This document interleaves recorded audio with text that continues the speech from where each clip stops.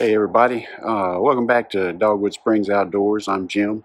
If you hadn't been here before, this is just kind of a quick video. I hadn't filmed in a while, but we have a issue with the tractor. It won't crank, and I've actually removed the starter and was just going to show everybody that hadn't done something like that before, where they're working on some kind of piece of equipment or car or whatever, way to test your starter. We'll get right into it. Alright, if you hadn't fooled with this before, this is the starter that I just took out of the tractor. This is the actual starter, and this is the solenoid up here.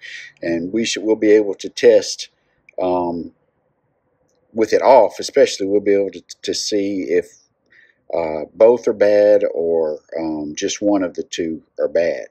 But it's going to have several posts coming off.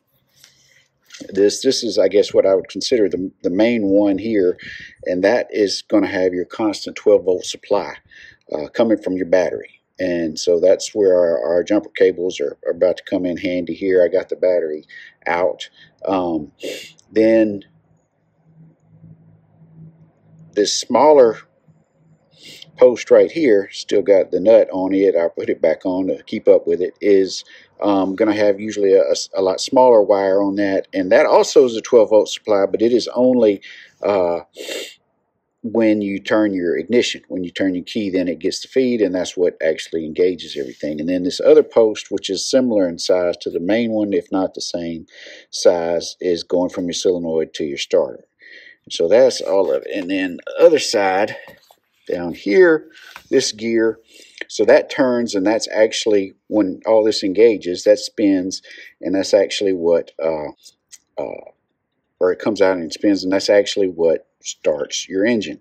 So we'll just test it first, and then we'll go over the different things. But what we need is, you need a charged 12-volt battery for this, or that's what I'm using. I guess you have other options, but either some alligator clips. In my case, I don't have any handy there, so I just got a fairly strong wire. You can also use a screwdriver, but we'll start with what we have.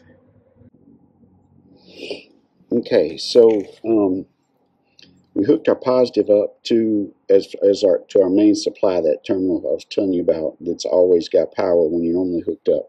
And then right here, hooked a negative to a ground. And so typically, since it's bolted in to the frame, that's where it's grounded. So we put our ground right there.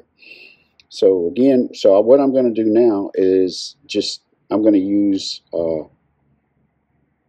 the power from the battery, the 12-volt here. I'm going to touch one end of my thing here, and then the other to where the post for the ignition would be. And so if your gear just spins, then your starter is working, but your solenoid is not. If it spins and comes out, then both are doing their job. And if it just comes out but doesn't spin, then the solenoid is working, but the starter is not. So that's usually all these are going to come together anyway. So you're often not going to be able to find just a solenoid for your starter, but sometimes you can. So that's why I'm telling you all that. But anyway, that's what we're going to try here. So right now, I'm just going to leave this on the gear here, and then I'm going to go around and touch.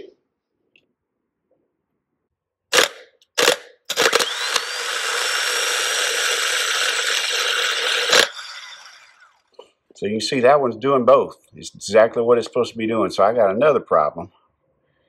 And my guess is it's going to be the line, and I'm hooked up to the same battery that's running the tractor normally, so it's not my battery. So I think it's going to be, my problem is going to be somewhere in the line with ignition. So that's a quick little summary of our how a starter works if you haven't ever seen it. And I'm glad it's working, but also, that's still not sure where my problem is, so I got to keep digging. But as always, y'all, thanks for watching. If you appreciate this, please hit that like and subscribe button, and y'all come back to see us.